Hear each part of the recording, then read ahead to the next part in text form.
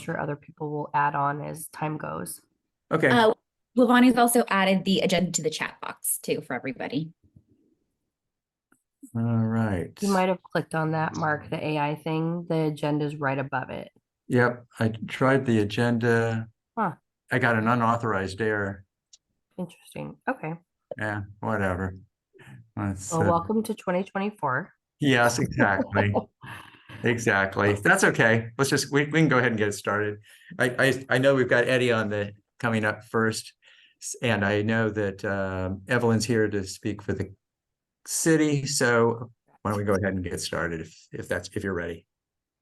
Yeah, we're ready. We just wanted to thank everyone for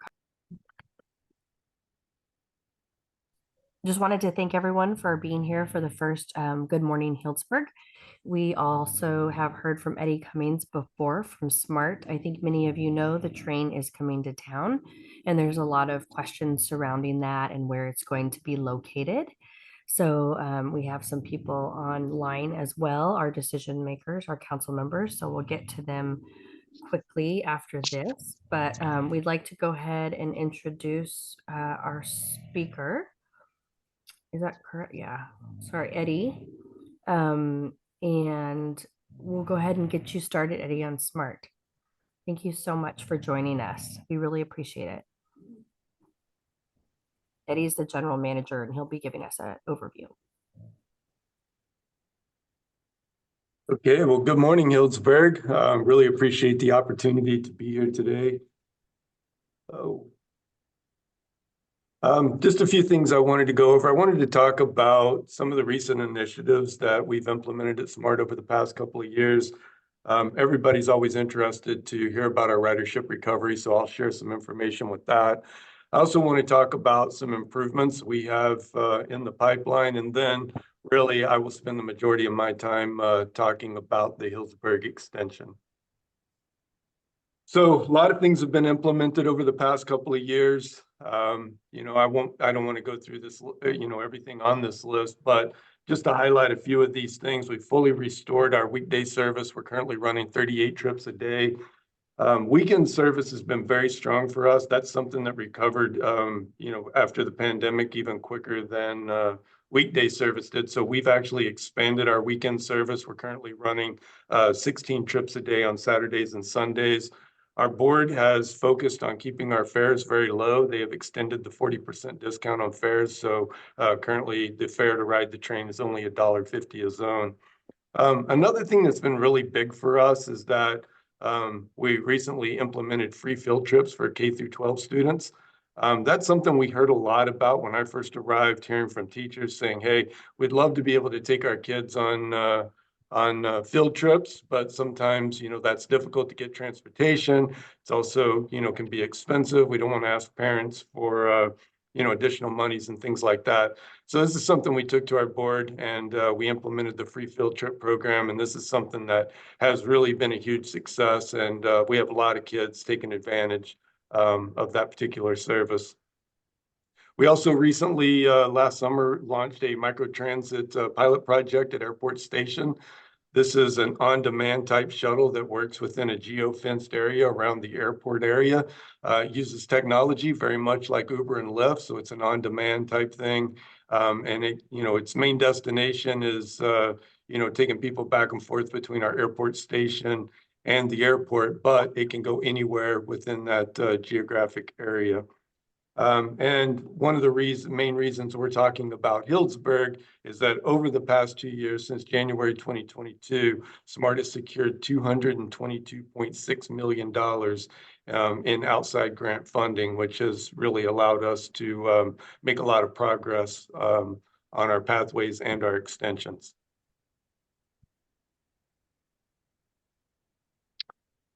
So one of the things that's really been a big success for us has been our ridership in calendar year 2023, which we recently just completed. SMART carried a little over 750,000 riders, 750,000. And we were able to set all-time monthly ridership records in 7 of the 12 months in 2023. And we are one of only a few transit agencies across the country that can say that our ridership is currently higher than it was pre-pandemic, because we finished calendar year 23 4.5% higher than calendar year 19. So how does that compare to others in the Bay Area? Well, SMART has had the highest ridership recovery ratio in the Bay Area for the past 9 months. Even when you look out and you compare SMART nationally, SMART has the second highest commuter rail ridership recovery rate in the country. So we're very happy with what we've been able to accomplish. We still have a long way to go. We're still building that ridership, but it is nice to see that we have had some level of success.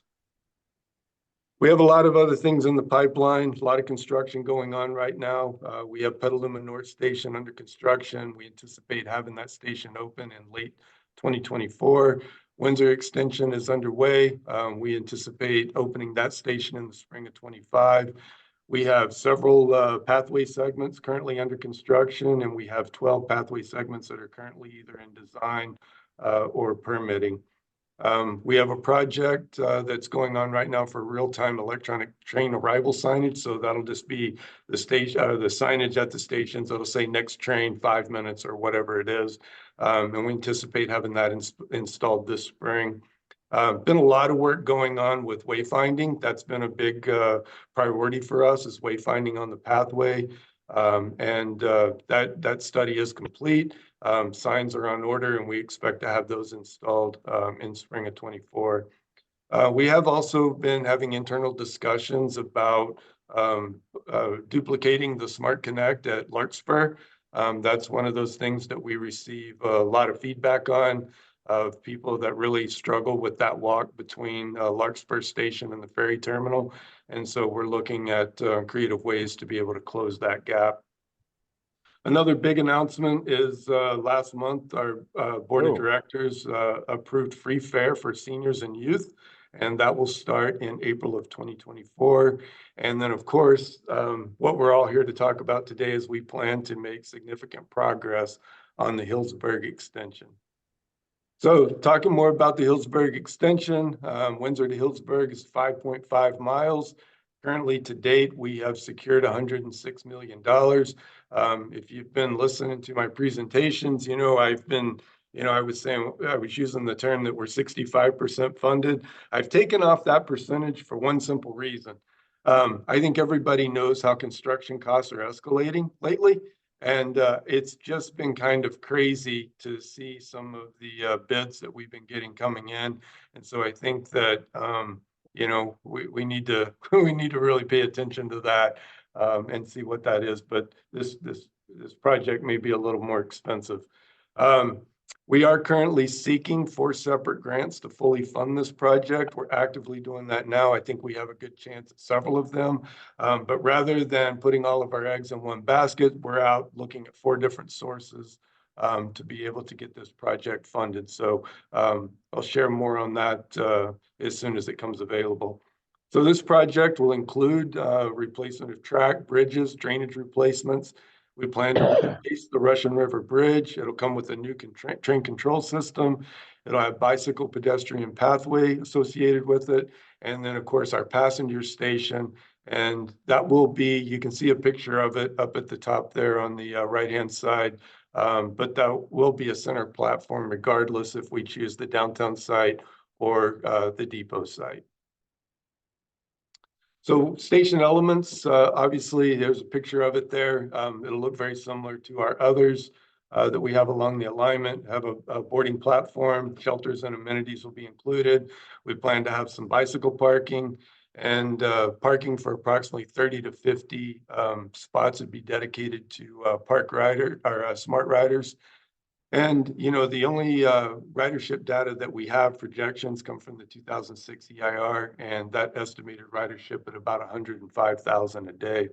Service levels, right now, we could run up to 38 trips a day on weekdays and 16 trips on the weekends. I've had some people that I've talked to in the community that's questioned that, is whether or not that's the right number. And, I think as we get into the service planning portion of this, it'd be important to take a look at that, look at travel demand, and make sure that we develop a service plan that meets the needs of the community. So that's something we would definitely want to take a look at. Who'll be riding smart? Well, right now, if you've ridden the train, you know that we have a relatively diverse ridership SMART currently carries. We have commuters, students, seniors, families, and we're always carrying tourists throughout the day. We do expect, as we look at Healdsburg, we anticipate that that's going to be a destination station. Everywhere I go, this is the #1 question I get, whether I'm in Marin or Sonoma County, is when does Healdsburg open? And I can't wait to ride the train to Healdsburg. So we hear that all the time. So we think it'll be a destination station. And there's also recent city studies that out there that indicate that 85% of the Healdsburg workers commute into downtown. And so we anticipate that'll be a large portion of the ridership. So starting to talk a little bit about the stations. Right now, the SMART and the city of Healdsburg are seeking input on site locations. There's 2 potential locations. We have downtown site that's over on Vine Street, located between Matheson and North Street. And then we have the traditional site, the depot site, which is located on Harmon Street. So it's just an image to kind of show where the placement of the station would be. This is obviously the depot site. That's where we anticipate the station would be located. And this is the downtown location just south of North Street. This is where the station would be located if we chose the downtown site.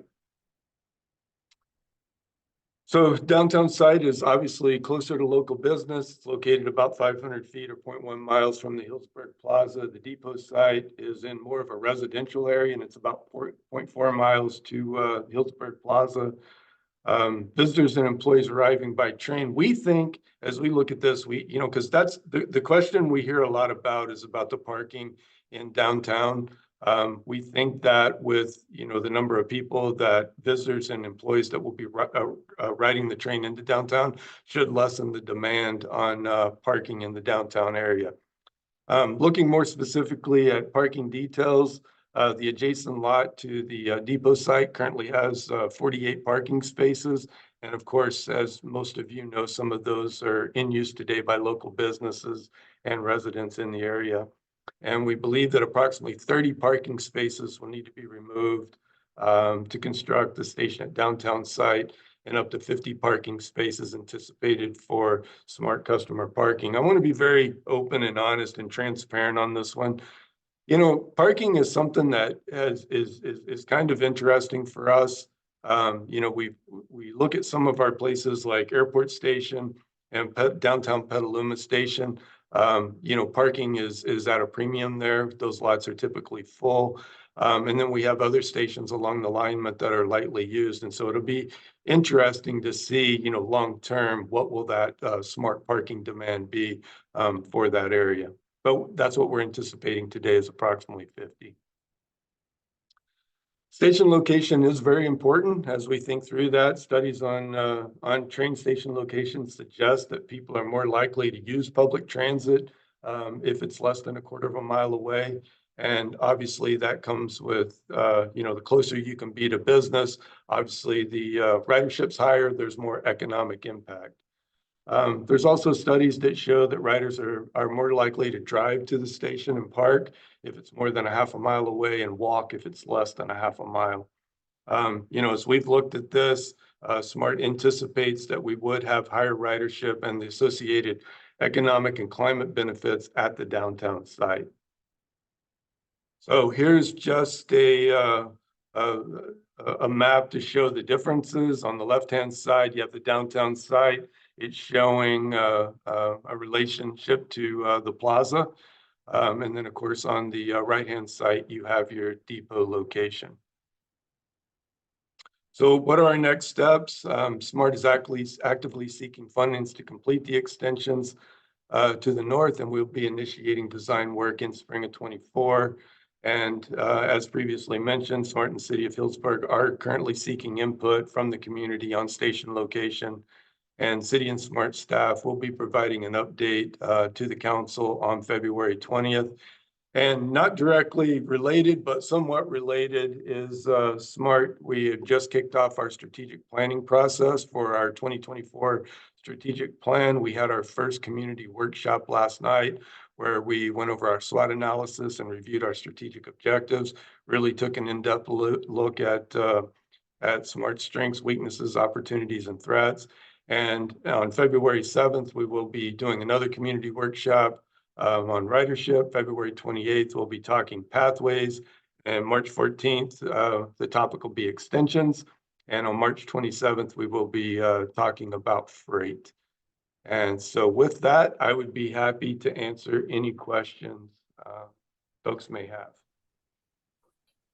Great. Okay. If anyone has a question, please raise their hand, or you can type it into the chat box and Mark or I or Wavani will read that out. While we're waiting for a hand to be raised, so if you put the site in the downtown area, because this has been looked at some time ago, before SMART was involved, what would be the throw of the train? I think there was always a question about intersections being blocked. So we anticipate that it's about 1.5 minutes. The gate arms would be down at the roundabout. And you know, so this is what I've heard. This is the concerns that I've heard from folks as I've been out in the community and people that I've talked to and the questions that I've received. I think the biggest concern about the downtown site that I hear is parking and the roundabout. And I think it really comes down to the level of confidence that folks have in the train and what it's going to bring to Healdsburg. Because if you believe that the train is going to bring people in and they're going to choose to ride the train in versus, you know, drive in and park at the parking lot, then, you know, there should be a net gain on parking spaces in the downtown area. In regard to the roundabout, the direction that I've been given from the board, what our promise has been to voters is that we're going to Healdsburg, or going to Cloverdale, sorry. And so we anticipate that we're coming through the roundabout regardless of where the station is located. So, you know, we're actively working on securing that funding. And so we have every intention, as SMART folks, as our board, as our staff, we have every intention of continuing north. I've been in Geyserville the last couple of weeks, you know, talking with that community. They're very interested in having a Geyserville station in the future. And so we continue to have those open conversations. And so we have every intention of coming through the roundabout sometime in the future.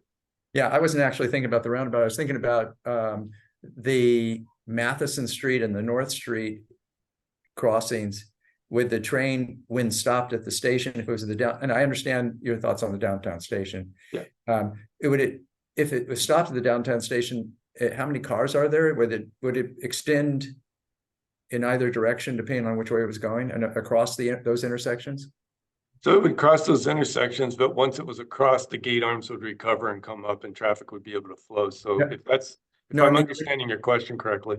No, I mean, when it stops to pick up or to drop off people, would the train extend into the intersection? Oh, no. We will be out of the intersection. It'll be at the platform. The platform will not. So like I said, when the train comes into the station and it's sitting there either loading or unloading, we will not be blocking the road. The arms will recover. They'll go up, traffic will be able to flow. And then when we get ready to pull back out, the gate arms will go down and we'll go through. And then where would you put the 50 parking spaces? Because that parking lot right now seems to be one, I think it's encumbered by a parking easement for the hotel, if I remember right. And yeah, we would anticipate and have to work through those details, but yeah, we would need to use some level of spaces there. Like I said, you know, we anticipate that it's 50, but I think that that's a fluid number depending on what demand looks like and what's the right number of dedicated smart parking spots there. Are we adding more parking with not if it were at the downtown site? No, we would actually take some of that parking in addition for the construction of it. We anticipate it would take up somewhere around 30 spaces in that area. Mm-hmm. So yeah, it's definitely going to have, downtown site is definitely going to have an impact on the number of parking spots at that location. But we're looking at doing something with the Foley Pavilion or whatever we're calling it across the street. Are we adding parking there? Not that I'm aware of. That would be a city question. I haven't been a part of any conversations of additional parking there. We are adding parking there. I don't have an exact number for you. It's not a ton. It would be available when we're not using that facility for events, but there would be a little bit of public parking. Yeah. But we don't have Thanks, an idea Jeff. how many spaces there, because that would We obviously. do know, I just don't happen to have that number off the top. Oh, of my okay, I got you. Thanks, Jeff. Okay, I can see Jessica has a hand raised, so I'll go ahead and unmute. Thank you, Ivani. Thank you, Eddie, for all the information. And it's good to know that it's about 90 seconds with the gates down going through the roundabout. But since for at least, I'm assuming a few years until it does get extended to Cloverdale, that most northern stop will be potentially the downtown stop. So what is the timing from when it comes through the roundabout one and then has to then turn around and go back? Because I imagine that's going to be a pretty quick turnaround of shutting the roundabout down twice, right? No, typically not. I mean, I don't have the detailed numbers in front of me. I will tell you the way that it works now. So when it gets to Larkspur, let's say, right, or Airport Station, which is currently the end of the line, there's usually somewhere between about 12 and 19 minutes before turnaround. That window may tighten up a tad as we, develop the new schedule, but no, it's not. There's not going to be a situation where it's going to pull into the end of the line, drop people off and immediately turn and run right back through the roundabout going the other direction. There will be some level of what we call end of line time there. So yeah, it'll probably be somewhere between 10 and 20 minutes. That would be my guess. And when you calculate that 16 trips per weekend day, is each one of those, in other words, coming in and going out, is that 2 or is that It would 1? be 8 in, 8 out is what Okay. I mean by 16 trips. I got you. Valerie, I see Valerie White has her hand up. I had Eric's hand up first, so I'll go ahead and Oh, take. okay. Yep. I see that now. Hi, Eric. You're on mute. Yeah, I'm sorry. So the people that are coming into town aren't going to need a car. They won't have a car. People going out of town those who don't walk or bicycle to it will be bringing a car in.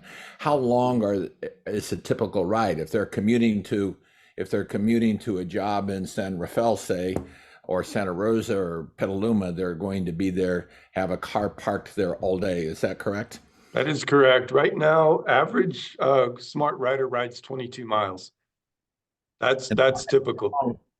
And usually they come back to where their car is. How long is their typical trip? So are we going to have a tourist going to luncheons in Novato might be there 2 hours. Somebody commuting to Novato will be there for 10 hours. Yes. But what kind of turnover in that parking? But I can tell you 10 hours in Novato feels like 20. So I think. So,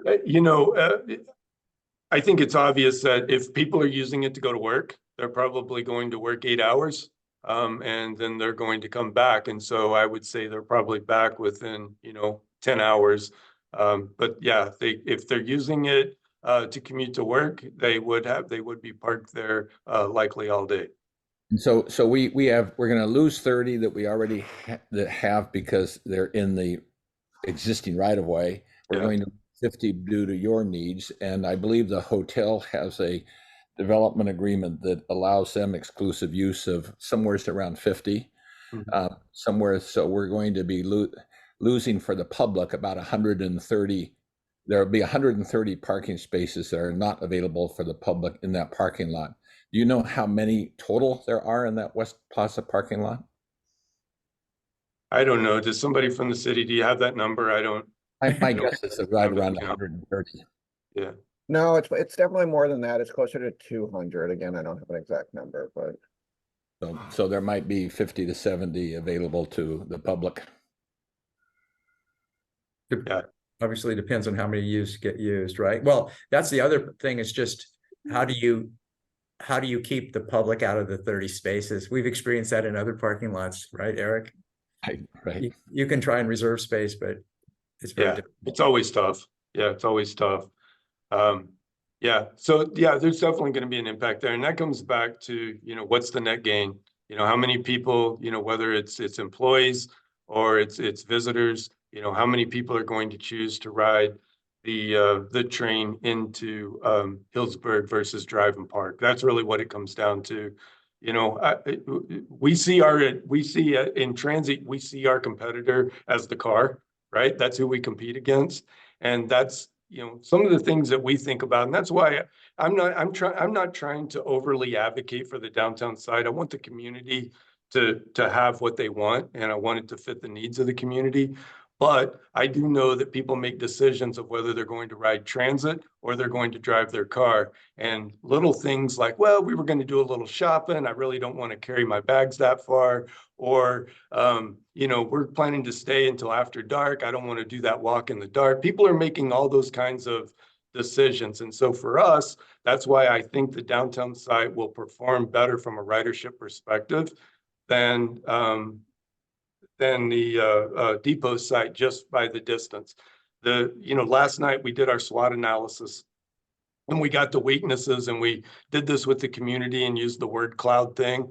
And the thing that popped up was the brightest thing on weakness was first and last mile. And the reason that is because of where our stations are located. I mean, think about it. If you've ridden the train, they're not always right where everybody wants to go.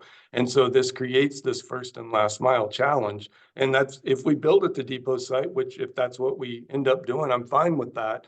But we will be having the conversation about how do we solve the first and last mile challenge. There will be people that will not want to make that 0.4 mile walk.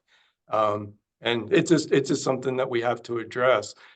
Having, from a transit perspective, for me, having the opportunity to have a commuter rail station in downtown Healdsburg is awesome, right? I just think that would be a super incredible opportunity to have a commuter rail station in downtown Healdsburg. Would just be, in my mind, world class, because that's exactly where people want to go. Yeah. What about, Jeff, how much parking do we have at the city parking space over there by the city hall? Because it doesn't look like that's used that much. I drive by it twice a day. I don't see hardly anybody parked there. Absolutely. I'm not ignoring you. I'm staring out my window, trying to up real fast. I should have that number. It's certainly over 50. Yeah. Undoubtedly. I understand it's not the best located lot for all users, but it is a resource we have for the downtown in general that's not well used. Yeah, if you had longer term parking, yeah, it seems relatively close, you know, if for somebody commuting.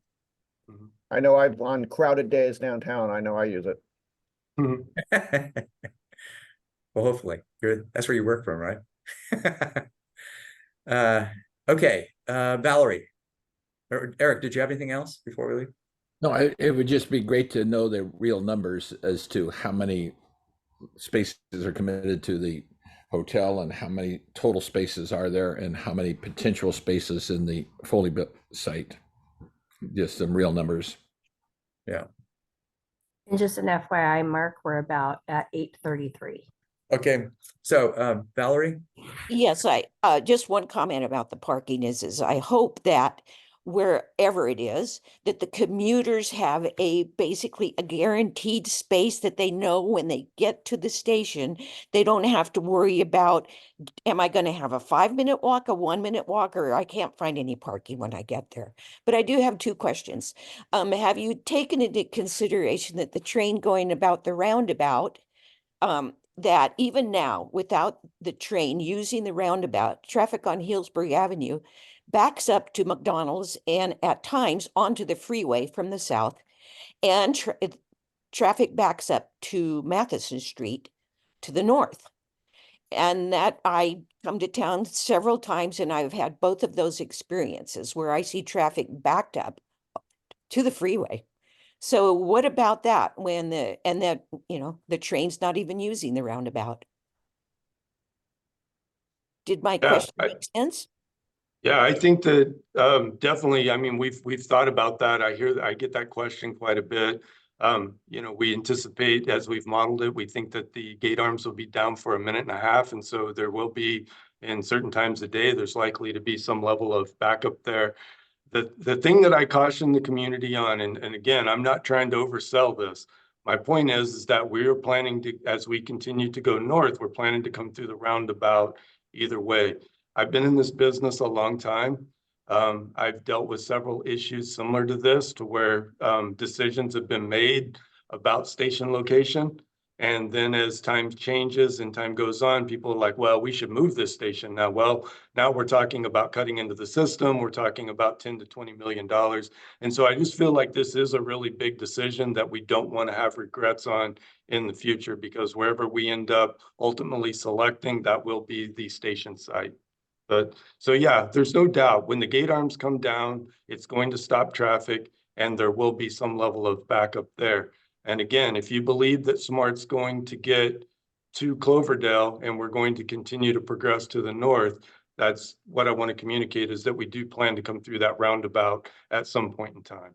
That's true. Are you concerned with the added safety concerns with accidents with pedestrians, bicycles, and vehicles if the station is downtown compared to the original depot? Well, I don't. I mean, obviously, you know, again, it comes back to, I'm planning to go through there anyway. Well, Right. in the future, yes, I'm talking about, yes, that's true. Yeah, without a doubt. I mean, you know, you're going to, anytime you're going through an additional crossing, right? There's added risk associated with anytime you're the train's crossing the road. So without a doubt, I think there is, you know, some level of risk there. But again, the way we're planning to do things, we're planning to go through those crossings in the future. Thank you. Yeah. All right. Well, I think we've actually ran out of time some time ago for the question and answer period, but we really appreciate it. And we appreciate everything you're doing, Eddie, and SMART as well. And obviously everybody looks forward to working with you going forward. Awesome. Well, thank you for having me. Appreciate it. Good to see everybody. Yeah, thank Thank you. you, Eddie. We appreciate it. All right. Just a quick, Evelyn Mitchell is out there. If I remember, I don't have the agenda in front of me. yeah, you're correct. No, Evelyn is going to speak. Vice Mayor is going to speak for the mayor who's traveling. Right. Evelyn? Yes, hello, and excuse my hat. I didn't have time to do my hair after my run, so I had to rush home. So here I am. But yeah, thank you. Mayor Hagley had another commitment, although he was here for a few minutes. So he asked me to give his update of the city's update. So happy to do that. We've got our groundbreaking, talking about the Foley Pavilion quite a bit. It's going to happen Tuesday next week at noon. So that's a huge move forward. I think it's going to be 12 to 15 months before completion. Is that right, Jeff? So sometime next year around this time. The Fitch Mountain access and the dog park improvements are currently in progress up the Fitch Mountain Dog Park up at the villa, and there's been a temporary park opened up at Badger Park for the big dogs. That's where the little dog park is, but there'll be a separate area for the big dogs. So that should be good. Water and wastewater. This is one of the problems that our city is facing, along with a lot of other cities right now, is the cost to deliver water with the reduction in usage, and as well as the aging pipes. And so we've got a lot of capital improvements that we're going to need to do. So we're looking at a study right now to determine what rates to change and how much. It's going to be significant, we guess. We're going to receive a presentation on Monday, and we're going to do our best to limit the rates increases and allocate across the groups. But again, we're concerned and know that it's probably going to be a fairly significant increase this year and in future years as well to address this issue. Housing, our other big topic of issues in the city. We're continuing to work on the housing needs assessment, which will help us understand how many units and income levels we need to address our community and workforce needs. We're working on the downtown capacity study to learn how much housing and what types we can build if we change the zoning densities downtown. And there'll be a community meeting on that on February 22nd. I'm not sure where that meeting is going to be. Jeff, where is that? Is it City Hall? I believe we're doing it at the community center. Okay. And then we've also, at our last meeting, had some conversation about GMO modifications. This is a hot topic over the years, and we're actually having the nerve to try to address it again, because the way the GMO has changed our ability to build in the city of Healdsburg has been part of why we have all the high housing costs and not enough housing for our workforce. So we're going to look at that to try to find a way to carve out yet another piece of the GMO to be able to address building more affordable workforce, not affordable by dictate, but by design workforce housing. So that more to follow on that. We're going to do some polling on that. And we're looking at maybe considering a November ballot measure. So that'll be a big lift, and but something I think we need to do in order to be able to proceed with some of our housing needs. And as Eddie mentioned, we're going to hear from him again on February 20th at our council meeting. So thank you for that. I feel like we're becoming good friends these days. See each other a lot. Yeah. And last but not least, we're going to start our goal setting on council, and we have a meeting on the 25th. The council is currently working with a facilitator to start the planning for that. So we'll be prepared and ready to hit the ground running, hopefully on the 25th with our goal ideas. And then also along with that is the budgeting process that's starting up. We're going to be doing a lot of outreach on the budget again this year. We had a really good return from people investing in the online program that was made available to kind of pick and choose where they think we should spend our money. And that helped direct a lot of our initiatives for last year. So that's all good.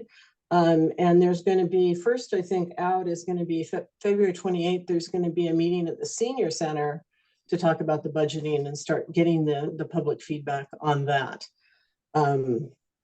And I think that's about it for now. You have any time?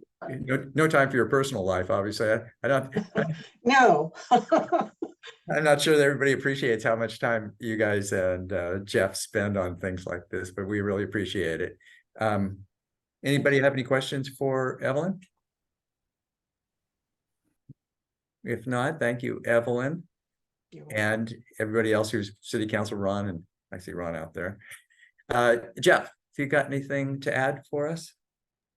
Not too much more. You just got a thorough update. I'm exhausted hearing it. So, I've been saying to our team, to build on what Vice Mayor Mitchell said, dealing with our water and wastewater funds, as painful as that is, we've got a somewhat pressing need, is a big priority for me. The housing work that we're embarking upon, which we've talked a lot about and we'll talk a lot about, is to me one of the it's going to be a big lift, as the Vice Mayor said this year. So that's a high priority.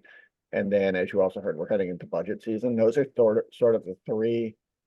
We have 300 things going on, but those are really the three things over the next 6 to 12 months that, in my mind, are the top of the list. They're just going to take a lot of community effort, a lot of staff effort, a lot of council effort, and are critically important. So, for what it's worth, I see those as big. Certainly, Smart as well. I want to thank. I agree. It hasn't been 24 hours since I last meeting with Eddie, but it's been a great partnership, and what a wonderful dilemma to have, to be trying to figure out where that station goes, because it's coming. So it's been a good partner, and thanks there. I just wanted to also mention one thing really quickly. I think we're going to be all right. I see a hint of blue sky out there. We at least have a pause before it starts raining again today, and then we have another system, I think, on Sunday, last I checked. But I did want to share with everybody that when we have a system come in like yesterday, there's weather predictions, of course, aren't perfect, but there's an awful lot of work that goes on at City Hall as we look at National Weather Service and NOAA projections. I don't know how many people check these. They're out there publicly available, but when a big system comes, you can look at the forecasted cresting of various positions on the Russian River, including at Healdsburg, close to our bridge. And they have confidence intervals. So you can see a range, or you can see a most likely scenario and a range of points at which the water will rise. They have something they call monitor stage, which is a couple feet before flood stage, and then flood stage, you know what that is. this one in the realm of storms didn't look too bad, but there was in that 100% confidence range, there were scenarios where we had flooding. It was actually originally supposed to crest at 11 a.m. this morning. That won't happen by all accounts, so I think we've dodged this one. But I just wanted to share a little bit that we watch that very closely on our team. There's an operational area throughout the county that we participate in, have daily, often multiple times a day, calls to keep an eye on this and figure out how we're flexing resources. We have public works and utility staff that's on call any day, regardless of a storm. So they can get out here if something happens quickly. Obviously, public safety staff is flexed as appropriate. It's a thing, and we only have so many resources in a tiny town, but I just wanted to share a little bit of a glimpse into what that process looks like. What we don't have is really good projections for Foss Creek, which I know has flooded in the past, and there are some points on it that cause some concern to us. We don't have great it just isn't done. You don't have great forecasts for what that looks like. You also can't always project when they're going to let water out of Lake Sonoma, which then goes down Dry Creek and hits Foss Creek. That's really the worst case scenario for us is that we have a major weather event and they hit a flood stage up there and have to let water out and add more water into the rivers. But we do look really closely at where we have vulnerability and try to do a lot of planning for that. So it's been a busy couple of days around here. Again, I don't want to make any firm projections for the weekend, but by all accounts, it looks like we'll be in good shape on this. But I just wanted to share a little bit of a glimpse into that. Hopefully it brings you all a little comfort. We can't prevent flooding, but we do spend a lot of time trying to make sure we're as ready as possible and tracking that and have resources out there. Yeah, and the work you did some years ago on the Fox Creek Detention Basin, that actually, the flooding we had before then was annual and significant. And for example, my office building was an island for a couple times, and that's resolved all of that. You guys have done a great job. I appreciate it. Okay, anybody have any questions for Jeff out there? If not, all right. Talia, anything from the chamber? Yeah, Amanda's going to give a couple of event updates, so I'll go ahead and let her do that. Great. Good morning, you guys. Thanks for being here. Speaking of the Foley family, we've got the Foley family Banshee ribbon cutting today out at their new location in Geyserville. I'm excited to go do the ribbon cutting. They've got some event space, so that's going to be good for us in Healdsburg, some new event space that can actually hold over 150 people. So that's today at 4 o'clock. If any of you can make it, we would love to have you. We have our breakfast with the mayor that's coming up on February 20th. Tickets have been selling. We're about 30% sold right now within the first couple weeks of launching that. It's going to be at the Harmon Guest House. Tickets are $50 for members, $60 for non-members. You can help spread the word. We would appreciate the ticket sales. There's also sponsorship opportunities. So breakfast with the mayor, we're looking forward to that. Then our Healdsburg Young Professionals Network has got their first adventures in vino. The Williamson family is going to be guest speaking on February 28th over at Epicurean Kitchen. Tickets are live for that as well.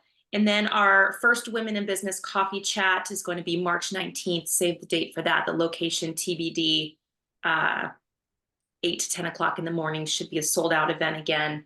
All this information you can find on the Healdsburg website, and it's linked to get tickets there as well. And that's all I've got, Talia. Great. Well, thank you very much. Anything else on the agenda there, Talia? No, you covered it. We're good. We're good. If anyone has further questions. All right. Well, thank you, everybody. Getting the year off to a start with our Good Morning Healdsburg. Look forward to seeing you at the next meeting. And again, Eddie, thank you for your presentation and everything you're doing. We look forward to having Smart in town. If I could say, if anybody's interested in taking a tour on the train and kind of seeing some things, please reach out to me. eCummins at Sonoma-Marin and we'll set it up and go for a train ride. So, Great. Thank you. All right. Thank you, everybody. Thank you so much. Just a reminder, these are every other month now, so we'll see you in March. Great. All righty. Thank you. Thanks, Evelyn. Bye-bye.